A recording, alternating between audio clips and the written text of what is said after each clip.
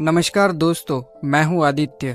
मेरे घर के ठीक सामने एक लड़की रहती थी, रिया।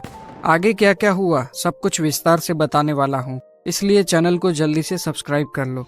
रिया की गोरा सा रंग, लंबाई करीब 5 फीट 6 इंच और बड़ी बड़ी आंखों में हमेशा कोई शरारत झलकती थी।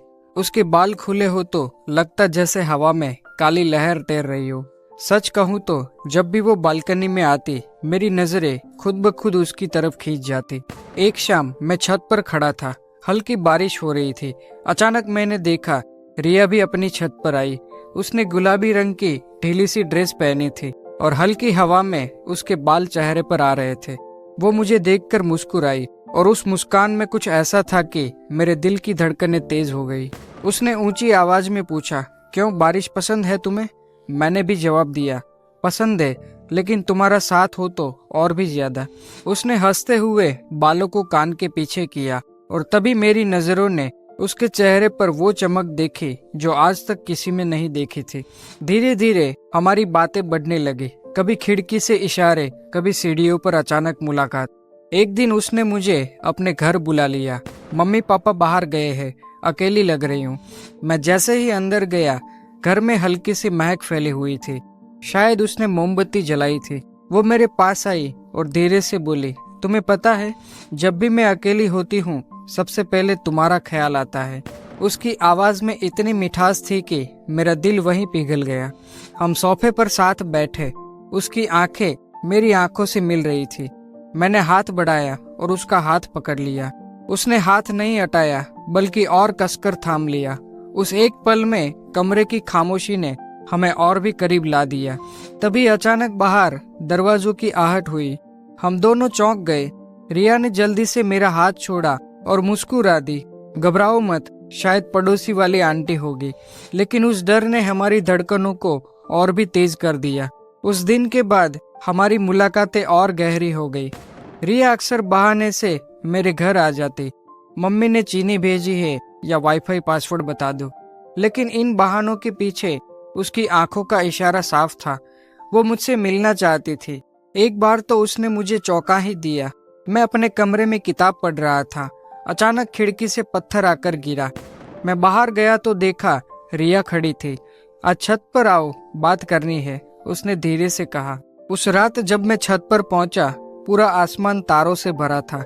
रिया पहले से वहां खड़ी थी। उसने काले रंग की सादगी भरी ड्रेस पहनी थी, लेकिन उसमें उसकी खूबसूरती और भी निखर रही थी। वो धीरे से बोली, कभी कभी डर लगता है, अगर किसी को हमारे बारे में पता चल गया तो? मैंने मुस्कुराकर कहा, डर मत, मैं हूं ना। उसने एक लंबी सांस ली और मेरे कंधे पर सिर रख दिया। उस पल में मेरे लिए दुनिया थम गई थी। बस हम थे और हमारे बीच वो नजदीकियां जो अब छुपाना मुश्किल हो रही थी। हमारी मुलाकातें अब रोजाना होने लगी, कभी सीढ़ियों पर, कभी छत पर, कभी गली के मोड़ पर। हर मुलाकात में एक नया रोमांच था, एक नया डर और एक नई ख्वाहिश। एक बार तो हालात ऐसे बने कि उसका भाई अचानक आ गया। हम दोनों कमरे में बैठे थे और जैसे ही दरवाजे की आवाज आई, रिया ने मुझे अलमारी में पीछे छुपा दिया। उस वक्त मेरी धड़कनें इतनी तेज थी कि लगा अभी पकड़ लिए जाएंगे। लेकिन किस्मत हमारे साथ थी, उसका भाई कुछ देर बाद चला गया। रिया हंसते हुए बोली, देखा, तुमसे मिलने के लिए मैं कितना रिस्क लेती हूँ। उसकी वो हंसी मेरे दिल पर जैसे मोहब्बत की मोहर लगा गई। आखिरकार एक शाम जब हम दोनों छत पर बैठे थे, रिया ने मेरी आंखों में झांकते हुए कहा, सच बताओ, क्या तुम मुझे वैसे ही चाहते हो जैसे मैं तुम्हें चाहती हूँ?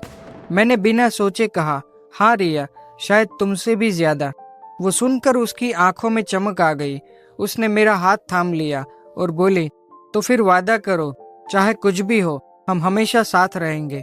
मैंने उसके हाथ पर अपनी पकड़ और मजबूत कर दी। दोस्तों, हमारी कहानी वहीं से शुरू हुई थी, लेकिन खत्म कहाँ होगी ये आज तक मुझे नहीं पता। रिया और मैं अब भी पड़ोसी हैं। हमारी नजरों में आज भी वही चुपचाप बातें होती है। शायद वक्त हमें और करीब ले आए या फिर दूर कर दे, लेकिन सच ये है, पड़ोस की उस लड़की ने मेरी जिंदगी को वो एहसास दिया जो कभी कोई और नहीं दे सका।